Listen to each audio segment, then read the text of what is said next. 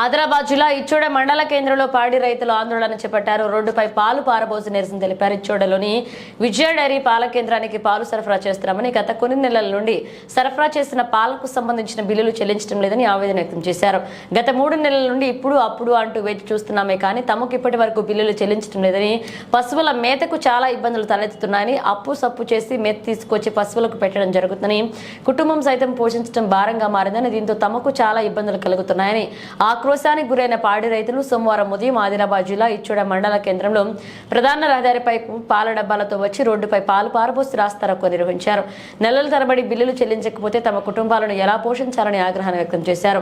వెంటనే బకాయి బిల్లులు చెల్లించాలని డిమాండ్ చేశారు. లేని పక్షంలో పాడి రైతులందరూ కలిసి పెద్ద ఎత్తున ఆందోళనలు చేపడతామన్నారు. సంవత్సరం నుంచి పాలు పోస్తున్న విజయ డైరీకి ఒక్కొక్క నెల బిల్లులు వేస్తలేరు. ఇప్పుడు నాకు ప్రస్తుతం 3 నెలల బిల్లులు రావాలా, సంవత్సరం లేదంటే 70,000 బిల్లులు రావాలా.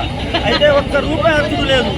మా కష్టాలు మేము సావుకారు నుంచి పైసలు తీసుకొచ్చి గోదలకు కూడి మెప్పుతున్నాం.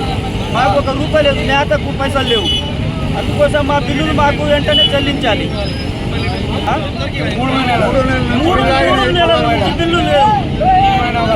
రూపాయలు నెలకు 50 నుంచి 60,000 రూపాయలు బిల్లు ఉంటుంది. 3 నెలలు బిల్లు ఆగితే అతను ఇప్పుడు బ్యాంక్ లోన్లు ఉన్నాయి. ఎట్లా కట్టాలి? ఇప్పుడు